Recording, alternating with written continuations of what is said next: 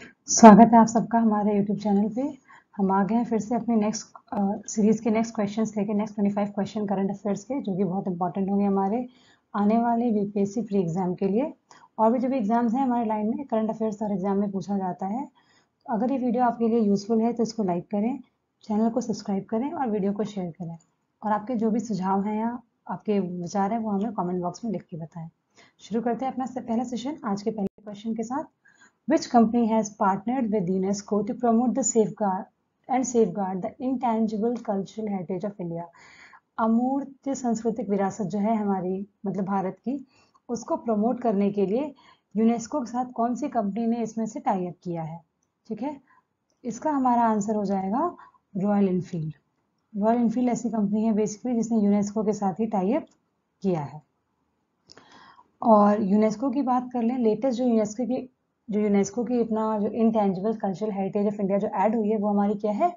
दुर्गा पूजा। और अब बात चल रही है गरबा को इस लिस्ट में ऐड करने के लिए, ये भी बहुत इंपॉर्टेंट है। नेक्स्ट क्वेश्चन बेसिकली पूछा गया है कि women footballer of the year का अवार्ड किसको मिला है? ठीक है, इंडिया में women footballer of the year का अवार्ड किसको मिला है? इसका आंसर है मनीषा कालियान। इनको ये अवार्ड फर्स्ट टाइम मिला है अगर वुमेन्स की बात कर लें तो। और अगर हम मेंस की बात कर लें तो मेन में ये मिला है सुनील छेत्री को, और ये उनको ये अवार्ड 7वीं बार मिला है। अगला क्वेश्चन देखते हैं।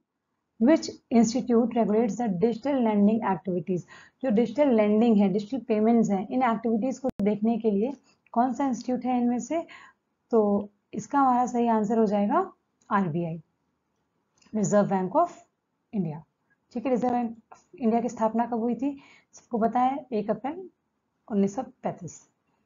और बेसिकली ये जो हमारा डिजिटल लैंडिंग एक्टिविटीज से मतलब है कि जो भी इलीगल एक्टिविटीज होती हैं, ठीक है, उसके लिए कुछ गाइडलाइंस हमारी जारी की गई हैं, कुछ ऐसे रिकमेंडेशंस हैं जिसके थ्रू आरबीआई क्या करती है। आरबीआई एक हमारा साथ में एक ग्रुप है, working group on digital landing, WGDL। उन्होंने कुछ हमारे सुझाव दिए थे, उसके उस सुझाव के अंतर्गत बेसिकली एक्टिविटी शुरू की गई है। अगला क्वेश्चन देखते हैं। Which state government decided to develop one Sanskrit speaking village in each district?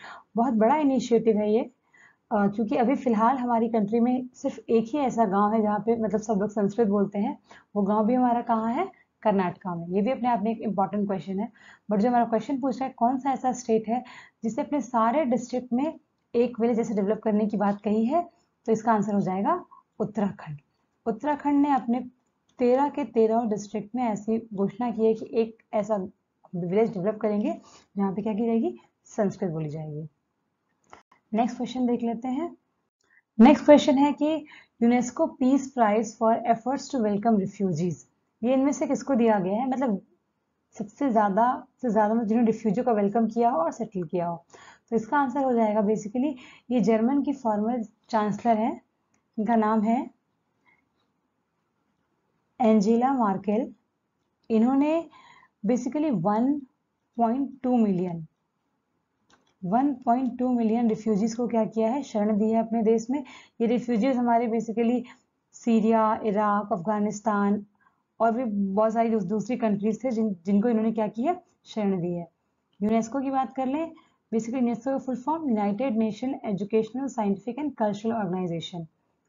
किस साल सेटअप हुआ था? ये सेटअप हुआ था हमारा 1945 में, और इसका हेडक्वार्टर है हमारा पेरिस। नेक्स्ट क्वेश्चन देखते हैं। Some public sector banks have connected to the AA ecosystem. What is the expansion of AA ecosystem? पूछा गया है AA ecosystem का इसमें से कौन सा क्या फुल फॉर्म है? तो AA ecosystem क्या है? बेसिकली ये प्लेटफॉर्म एक फैसिलिटी प्रोवाइड करता है जिससे जो बैंक्स हैं ये अपनी जो भी फाइनेंशियल है, जो भी डिटेल्स हैं, वो एक रियल टाइम बेसिस पे अपने कस्टमर के साथ क्या कर सकते हैं? शेयर कर सकते हैं। ठीक है, that means dynamic information sharing यहाँ पे पॉसिबल है। इसका फुल फॉर्म हमारा जो है ये है अकाउंट एग्रीगेटर। और इससे जुड़ा एक और क्वेश्चन हमारा बनता है कि ऐसा करने वाला सबसे पहला पब्लिक सेक्टर बैंक कौन सा है? ठीक है, सबसे फर्स्ट पब्लिक सेक्टर तो हमारा है यूनियन बैंक ऑफ इंडिया। ठीक है, ये भी हमारा बहुत इंपॉर्टेंट क्वेश्चन बन जाता है, union bank of India. Next question देख लेते हैं। State of Food Security and Nutrition in the World 2022 report has been released by which organization? That means एक रिपोर्ट है और ये रिपोर्ट किस ऑर्गेनाइजेशन ने रिलीज की है। अगर बात कर ले तो इस रिपोर्ट को रिलीज करने के लिए कोई सिंगल ऑर्गेनाइजेशन नहीं है, बहुत सारे ऑर्गेनाइजेशन हैं जिन्होंने मिलकर इस रिपोर्ट को रिलीज किया है। इसका आंसर हमारा हो जाएगा यूएन एजेंसीज। एजेंसीज की बात करें तो कौन कौन सी एजेंसीज हैं, इसमें हमारी यूनिसेफ है, यूनाइटेड नेशंस चिल्ड्रन फंड, हमारा FAO है, food and agriculture organisation of UNA, WHO world health organisation, WFP world food programme है, और भी ऐसे कुछ ऑर्गेनाइजेशन है जो मिलकर हमारी ये रिपोर्ट देते हैं। और इस रिपोर्ट के अनुसार सबसे इम्पोर्टेंट इन्होंने वार्न किया है वर्ल्ड को कि जो जो हमारी वर्ल्ड है ये सही डायरेक्शन में मूव नहीं कर रहा है। दैट मीन्स जिस हिसाब से हमारी पॉपुलेशन बढ़ रही है थ्रू आउट द ग्लोब, उस हिसाब से हम सबकी फूड सिक्योरिटी को इंश्योर नहीं कर पा रहे हैं और न्यूट्रिशन वैल्यू क्या होती है, घटती जा रही है। नेक्स्ट क्वेश्चन है, इंडिया में सबसे न्यूएस्ट एयरलाइन कौन सी हो गई है इनमें से? तो इसका हमारा सही आंसर है आकाशा एयर। ये हमारी हो गई है लेटेस्ट एयरलाइन इंडिया की। इसके 40% हमारे जो स्टेक होल्डर हैं वो हमारे हैं राकेश झुनझुनवाला, जिनकी हाल ही में डेथ हुई। झुनझुनवाला ये बेसिकली इनको बिग बुल ऑफ इंडिया कहा जाता था। ये एक स्टॉक ट्रेडर हैं, CA हैं, इनकी रिसेंटली डेथ हो गई है। हाँ, और इस एयरलाइंस की बात करें, इसकी पहली फ्लाइट हमारी मुंबई से अहमदाबाद के लिए रवाना हुई थी। अगला क्वेश्चन देखते हैं, recently PM Modi inaugurated the centre for brain research. ये किस शहर में इसका इनाग्रेशन हुआ है? बेसिकली इसका इनाग्रेशन हुआ है Indian institute of for science, जो कि हमारा है बैंगलोर में। आंसर हो जाएगा बैंगलोर। अगला question, which countries are associated with the trans Himalayan multi dimensional connectivity network? इस नेटवर्क को शॉर्ट में कहा जाता है ट्रांस हिमालयन नेटवर्क। इसमें बेसिकली क्या है कि ये एक ग्लोबल डेवलपमेंट इनिशिएटिव है चाइना का, जिसमें क्या है ये मतलब यूरेशिया में, यूरोप और एशिया में क्या करना है, ये हमारे रोड इनिशिएटिव, जैसे रोड बनाने की इनिशिएटिव है। और ये प्रोजेक्ट हमारा किसके बीच का है? ये हमारा चाइना और नेपाल के बीच का है। अगला क्वेश्चन है, which country propose to organise a joint border operation name solidarity 2023 for SCO members? SCO क्या है? Shanghai corporation. किस कंट्री ने प्रपोज किया है? प्रपोज किया है चाइना ने, और इसमें इंडिया ने भी क्या किया है? इसको सपोर्ट किया है। इस बेसिकली जो भी जॉइंट ऑपरेशन है इसमें इंडिया ने भी इसका सपोर्ट किया है। सारे मेंबर कंट्रीज कौन कौन से? इसमें रशिया है, पाकिस्तान है, और सेंट्रल एशिया की और भी कई सारी कंट्रीज हैं। अगला क्वेश्चन देखते हैं हमारा। नेक्स्ट क्वेश्चन है, विच institution released a report title payments vision 2025?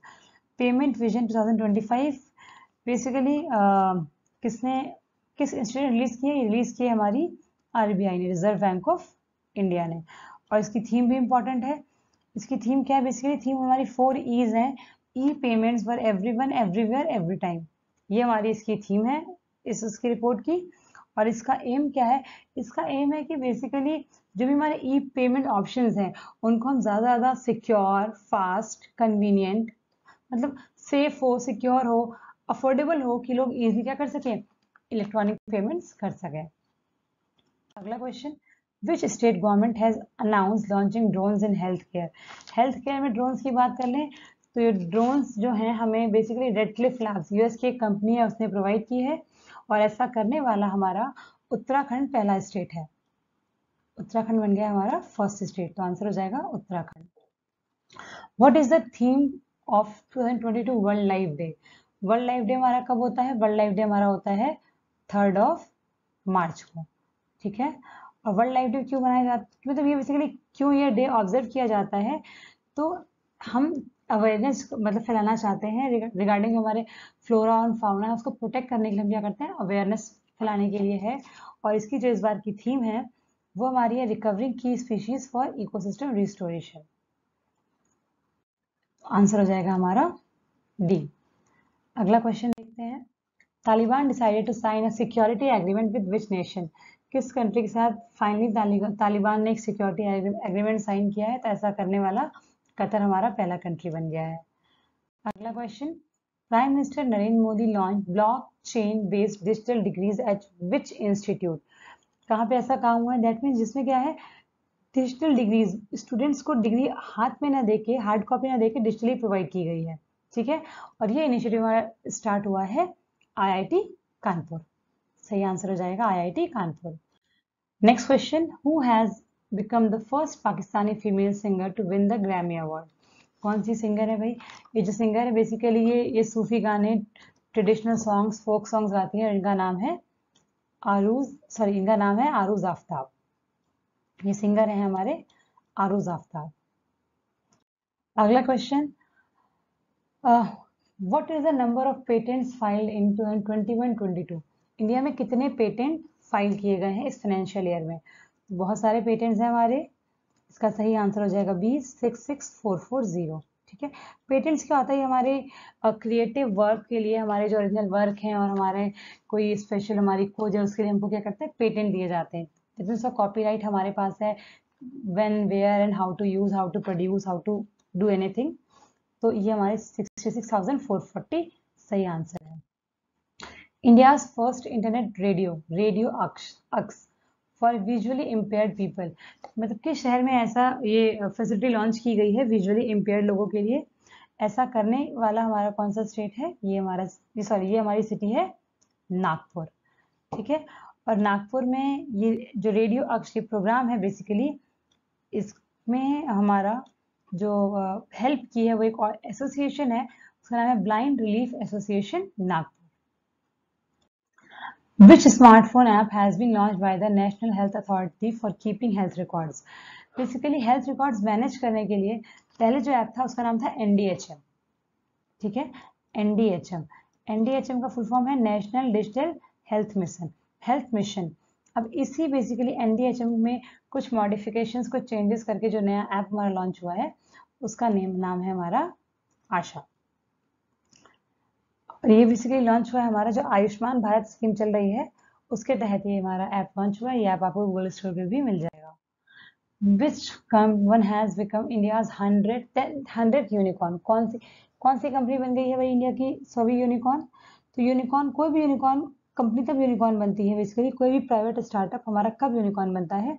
जब उसकी जो वो नेट वर्थ है वो क्या हो जाए, वैल्यू मोर देन $1 बिलियन, उससे ज्यादा हो जाती है तो वो हमारा क्या हो जाता है? वो हमारी यूनिकॉर्न कंपनी हो जाती है। ऐसा करने वाली हमारी जो 100वीं कंपनी बन गई है उसका नाम है ओपन। वैसे ओपन क्या है? एक नियो बैंकिंग स्टार्टअप है जो 2017 में शुरू हुआ था, और ये जितने भी हमारे स्मॉल या मिड साइज के बिजनेस हैं इनमें जो बिजनेस पेमेंट्स होते हैं या एक्सपेंस मैनेजमेंट होता है, इसको देखने का काम ये कंपनी करती है। और अगर यूनिकॉर्न की बात करें तो उसमें एक क्वेश्चन और डिस्कस किया था कि इंडिया की फर्स्ट स्पोर्ट्स यूनिकॉर्न कंपनी कौन सी बन गई है? तो उसका आंसर था हमारा Chennai super Kings. Scientists have discovered almost 35 million years old rare snake fossil from which state or union territory? 35 million year old snake का, सर्पेंट का फॉसिल मिला है। ये हमारा कहाँ मिला है? लद्दाख में। लद्दाख का जो हिमालयन पार्ट है बेसिकली वहां पे हमें ये मिला है। ठीक है, और कहा जा रहा है कि इसकी लेंथ ऑलमोस्ट 30 फीट होगी। धनुरी is the moon mission of which country? किस कंट्री का है भाई? तो ये भी हमारा इसका आंसर हो जाएगा साउथ कोरिया। साउथ कोरिया का हमने एक और क्वेश्चन किया था, first indigenous rocket south Korea का स्पेस रॉकेट कौन सा था हमारा? नूरी। अगला क्वेश्चन देखते हैं, which has become the first airport in India to be fully hydro and solar powered? कौन सा बन गया है भाई? तो वो हमारा बन गया है आपका दिल्ली एयरपोर्ट, जिसका हमारा नाम है इंदिरा गांधी इंटरनेशनल एयरपोर्ट दिल्ली। ये हमारा ऐसा पहला वो बन गया है एयरपोर्ट जो हमारा फुली सप्लाइड बाय है हाइड्रो एंड सोलर पावर से। और बेसिकली इसको एक बहुत बड़ा अचीवमेंट है, जो हमारा गोल है बेसिकली हमारा गोल है net zero carbon emission airport बनाना 2030 तक। तो उस एम को अचीव करने के लिए कि बहुत बड़ा स्टेप माना जा रहा है कि हम मतलब ये एक स्टेप है, इससे आगे अगर आगे बढ़ेंगे तो हम अपना जो भी है net zero carbon emission airport भी बहुत जल्दी हम बना लेंगे दिल्ली एयरपोर्ट को। In which country Garuda aerospace private limited is going to set up its first aerospace plant? Garuda aerospace private limited basically क्या है?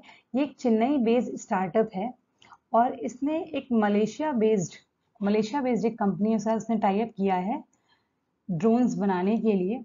और ये जो ड्रोन ये जो सेटअप है ये करीब 2.42 हेक्टेयर्स में ये प्लांट लगाया जाएगा। 2.42 हेक्टेयर्स में ये प्लांट लगेगा और इसकी जो इन्वेस्टमेंट है बेसिकली हमारी वो क्या है 1155 करोड़। तो अब आज का सेशन यहाँ समाप्त करते हैं। हमारे 25 क्वेश्चन आज हो गए हैं। अगर आपको हमारा वीडियो पसंद आया हो तो इसको लाइक करें और चैनल को सब्सक्राइब करें। धन्यवाद।